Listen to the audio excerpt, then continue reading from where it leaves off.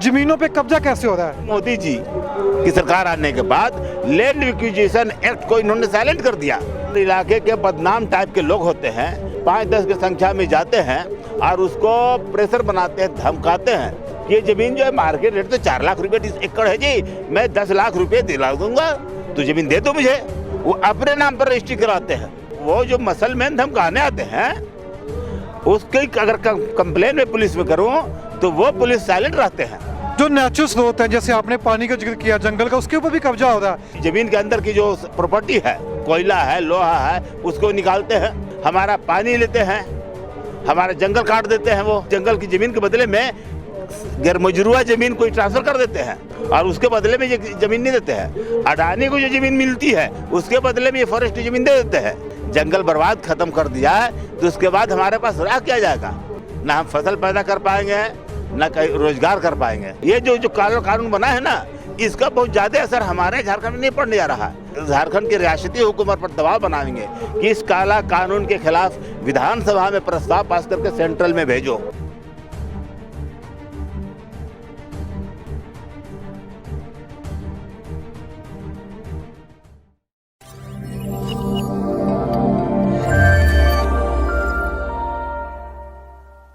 ਸਤਿ ਸ਼੍ਰੀ ਅਕਾਲ ਦੋਸਤੋ, ਪੰਜਾਬ ਨਿਊਜ਼ ਤੇ ਤੁਹਾਡਾ ਸਭ ਦਾ ਸਵਾਗਤ ਹੈ। ਮੈਂ ਹਾਂ ਵਿਜੇ। ਇਸ ਸਮੇਂ ਮੌਜੂਦ ਹਾਂ ਅਸੀਂ ਸਿੰਘੂ ਬਾਰਡਰ ਤੇ। ਸਾਨੂੰ ਇੱਕ ਸੱਜਣ ਮਿਲੇ ਨੇ ਜੋ ਕਿ ਝਾਰਖੰਡ ਤੋਂ ਆਏ ਨੇ। ਇਹ ਤੁਹਾਨੂੰ ਸਮਝਾਉਣਗੇ ਕਿ ਕਿਸ ਤਰੀਕੇ ਨਾਲ ਪ੍ਰਾਈਵੇਟ ਕੰਪਨੀਆਂ ਜੋ ਨੇ ਇਹਨਾਂ ਦੀ ਜ਼ਮੀਨਾਂ ਤੇ ਕਬਜ਼ਾ ਕਰਨ ਜਾ ਰਹੀਆਂ ਨੇ। ਉੱਥੇ ਕੋਇਲਾ ਨਿਕਲਦਾ, ਪੈਟਰੋਲੀਅਮ ਨਿਕਲਦਾ, ਆਇਰਨ ਨਿਕਲਦਾ। ਜੋ ਇਹਨਾਂ ਦੀ ਜ਼ਮੀਨਾਂ ਨੇ, ਕੋਈ ਵੀ ਕੁਦਰਤੀ ਸਰੋਤ ਨਿਕਲਦਾ, ਕੁਦਰਤੀ ਚੀਜ਼ਾਂ ਨਿਕਲਦੀਆਂ ਨੇ, ਉਹ ਜ਼ਮੀਨਾਂ ਦਾ ਜੋ ਸਰਕਾਰੀ ਰੇਟ ਪੈਂਦਾ ਉਸ ਤੋਂ ਬਾਅਦ ਇੱਕ ਇਹਨਾਂ ਨੂੰ ਰਕਮ ਦੇ ਦਿੱਤੀ ਜਾਂਦੀ ਹੈ ਕਿ ਇਹ ਜ਼ਮੀਨ ਦੀ ਇੰਨੀ ਰਕਮ ਹੈਗੀ ਹੈ, ਜ਼ਮੀਨ ਸਰਕਾਰ ਨੂੰ ਦੇ ਦਿੱਤੀ ਜਾਵੇਗੀ। ਪਰ ਹੁਣ ਕੰਮ ਉਲਟ ਹੋ ਰਿਹਾ। ਜੋ ਖਣਿਜ ਪਦਾਰਥ ਨਿਕਲਦੇ ਨੇ ਜ਼ਮੀਨਾਂ ਦੇ ਵਿੱਚੋਂ, ਉਹ ਸਰਕਾਰੀ ਕੰਪਨੀ ਨਹੀਂ ਲੈ ਰਹੀ, ਉਹ ਲੈ ਰਹੇ ਨੇ ਅਦਾਨੀ ਤੇ ਅੰਬਾਨੀ, ਯਾਨੀ ਕਿ ਕਾਰਪੋਰੇਟ ਘਰਾਣੇ ਨੇ ਉੱਥੇ ਕਬਜ਼ਾ ਕਰ ਲਿਆ। ਧੱਕੇ ਨਾਲ ਇਹਨਾਂ ਦੇ ਘਰੇ ਆ ਕੇ 4 ਲੱਖ ਦੀ ਜ਼ਮੀਨ ਦਾ 10 ਲੱਖ ਰੇਟ ਲਗਾ ਕੇ ਧੱਕੇ ਨਾਲ ਜ਼ਮੀਨਾਂ ਖੋਹਣ ਨੂੰ ਫਿਰਦੇ ਨੇ। ਉਹ ਘਰਦਿਆਂ ਨੂੰ ਧਮਕੀਆਂ ਵੀ ਦੇ ਰਹੇ ਨੇ। ਸਿੰਘੂ ਬਾਰਡਰ ਤੇ ਆਏ ਸੀ, ਹੁਣ ਭਾਈ ਸਾਹਿਬ ਦੀ ਗੱਲਾਂ ਸੁਣਾਂਗੇ। ਕਹਿ ਰਹੇ ਨੇ ਕਿ ਝਾਰਖੰਡ ਜਾ ਕੇ ਹੁਣ ਉਹ ਵੀ ਪ੍ਰੋਟੈਸਟ ਕਰਨਗੇ। ਇਹਨਾਂ ਨਾਲ ਅਗਲੀ ਗੱਲ ਬਾਤ ਸੁਣਾਂਗੇ। ਇਫਤਿਆਰ ਖਾਨ ਨੇ ਝਾਰਖੰਡ ਤੋਂ ਆਏ ਨੇ, ਉਹ ਬਾਬਾ ਰਾਮਦੇਵ ਦੀ ਵੀ ਗੱਲ ਕਰਾਂਗੇ। ਜੋ ਇਹਨਾਂ ਨੇ ਉੱਥੇ ਬਾਬਾ ਰਾਮਦੇਵ ਦਾ ਸਾਰਾ प्रोडक्ट तैयार करते हैं उत्थे उत्तराखंड चो भी गलबात करांगे। सामने मौजूद ने भाई साहब, जैसे आपने बोला आप झारखंड से आए हुए हो, ज़मीनों पे कब्जा कैसे हो रहा है और आपकी ज़मीन में क्या क्या निकलता हो रहा है? हमारे झारखंड जो है प्राकृतिक संपदा, नेचुरल प्रॉपर्टी के लिए मशहूर है। हमारे ज़मीन के अंदर में बड़े मात्रा में कोयला है, आयरन और है, लोह अश्क, तांबा भी है, इंडोलियम है जिससे एल्युमिनियम बनता है। ये सारे खनिज पदार्थ भरे हुए हैं। जंगल भी है और पानी भी है, नेचुरल पानी, अच्छे किस्म के पानी। लैंड एक्विजिशन एक्ट 2013 जिसमें किसानों का वेलफेयर का ख्याल रखा गया है। अगर ये इस एक्ट को अप्लाई करके हमारी ज़मीन ली जाती है तो हमको रिहेबिटेट भी करेंगे और हमारा कंपनसेशन भी देंगे, हमारा फ्यूचर का भी अरेंजमेंट इनको करना पड़ेगा।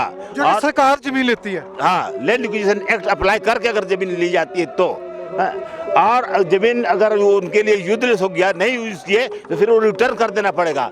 और रिटर्न जो करेंगे तो हमको पैसा रिटर्न नहीं करना है, उनको मुफ्त में रिटर्न करना है।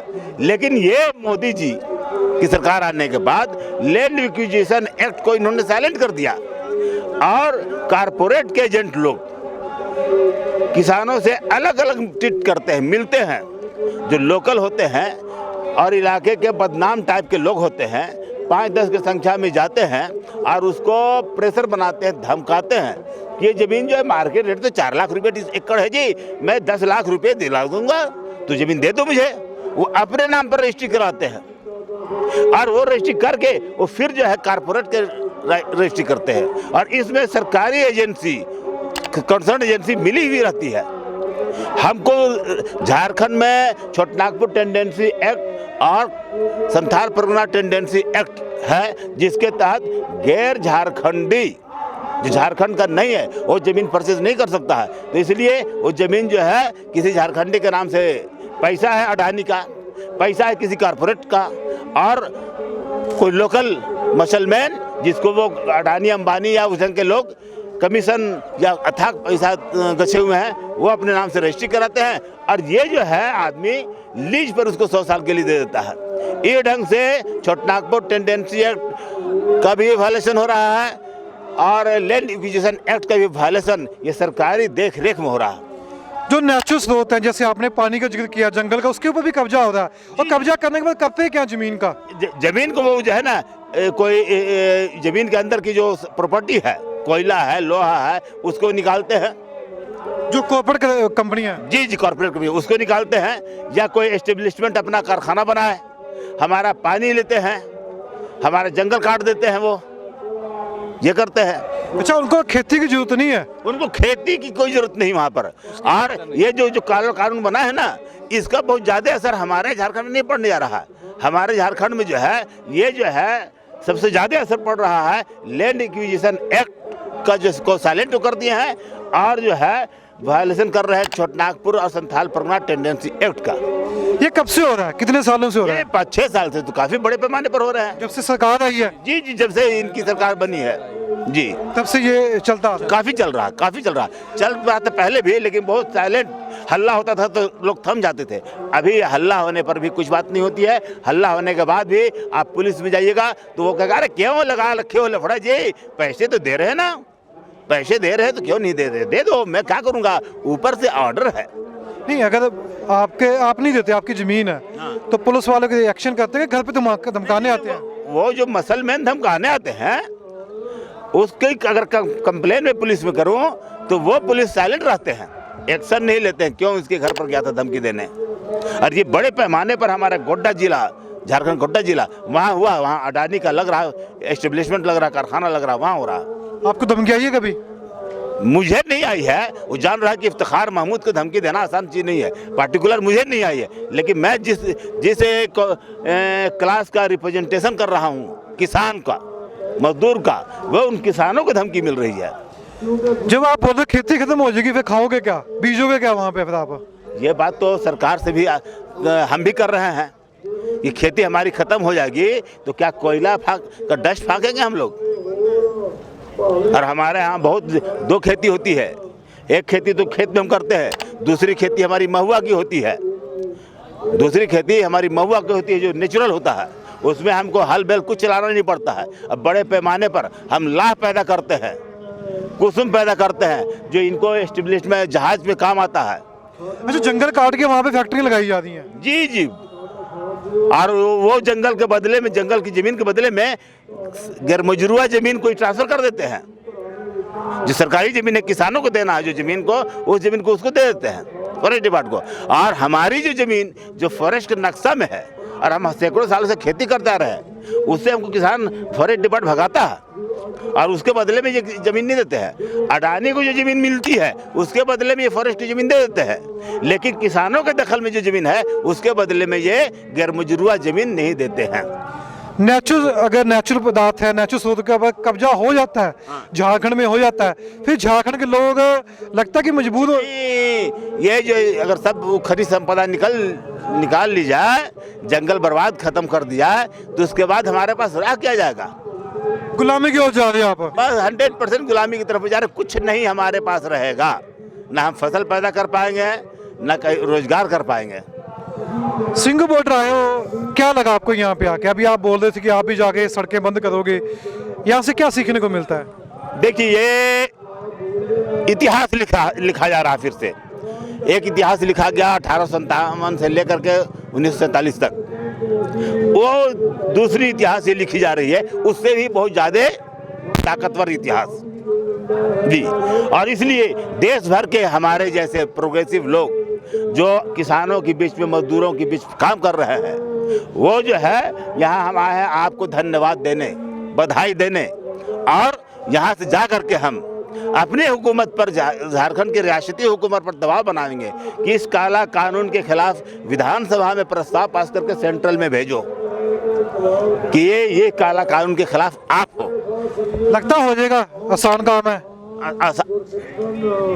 आंदोलन तो करने पड़ते हैं। आज तक आम जनता, आम आवाम का, किसान का, मजदूर का कोई काम ऐसा हुआ है जो बिना आंदोलन का हुआ हो? दुनिया के इतिहास में कोई ऐसा काम नहीं हुआ है आम लोगों के लिए बिना आंदोलन का। हमारी आज़ादी क्या बिना लड़ाई लड़े मिल गई? हमारी आज़ादी भी बिना लड़ाई लड़े नहीं मिली। लैंड एक्विजिशन एक्ट के खिलाफ जो संशोधन ये कर रहे थे उसको भी वापस बिना लड़ाई के नहीं लिए। तो ये तो हमारा हर काम बिना आंदोलन का हुआ नहीं है। रामदेव का जिक्र कर रहे थे आप कि रामदेव ने जमीन कैसी ली वहाँ पे? बस इसी स्टाइल में ली जिस स्टाइल को मोदी जी पूरे देश में अडानी अंबानी वगैरह वगैरह के लिए यूज कर रहे हैं। धमकी आती थी वहाँ से भी? बिल्कुल बिल्कुल, ये बहुत से अखबारों में मैगजीन में इसका आर्टिकल आ चुका है। भी धमकी देते थे? जी जी। क्या बोलते थे? क्या जमीन वहाँ क्या बोला जाता था? बस सेम बात। किसी का 1 एकड़ है, 1.5 एकड़ खेती वाली जमीन है।